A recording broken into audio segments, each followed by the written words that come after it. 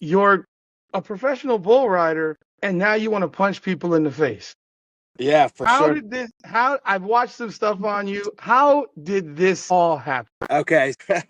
Long story, man. So pretty much I was on Instagram and I ran across a Full Throttle page and I was like, hey, y'all should sponsor me. And I commented in there, commented on the post that they posted, and then the weekly bus, Tylen Bates, it was like, hey, man, like we want to cover more than one sport. We see you're a professional bull rider. We'd love for you to come on our podcast and do an interview. And I was like, yeah, for sure.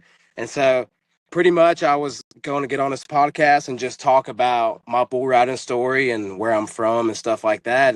And overnight it quickly turned into, would you ever want to do a bare knuckle fight? And I was like, for sure. Like I get hit in the face by 2,000-pound bulls. Like I'll definitely go do that for some money. And I got a pretty big following, so it's easier for me to kind of, get my way in there, obviously. But yeah, so that's kind of how it started, and so that's what we're doing now. Had you ever fought in any type of competitive way until now? I did it like, yeah, I never did anything like competitively, like as far as like a lot of amateur fights, but I did do boxing when I was around in high school. So I have some experience, but it's been a while, so you get rusty, so So who connected you with the BKFC with David Feldman? How did that all come about that you got connected with the BKFC? yeah, so Tylen Bates, which is the weekly bust, I don't know if Okay. you heard of them or not, but he was like, hey, you need to reach out to these guys. And so I reached out to him and I was like, hey, I think a perfect fight for me with, not having no professional experience would be Bryce Hall. Like I think I could go in there, I got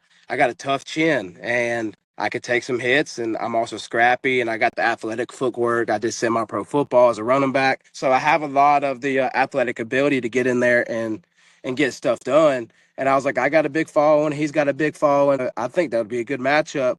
And he was like, what weight would you fight at? And I was like, I'll do 175. I'll do whatever Bryce Hall wants to do. I sit at 195. I was like, I'll come down to 175. And so, yeah, that's how I got started. And I kept calling people out. I kept calling them out. I stayed persistent. Yeah, so it's finally starting to pay off.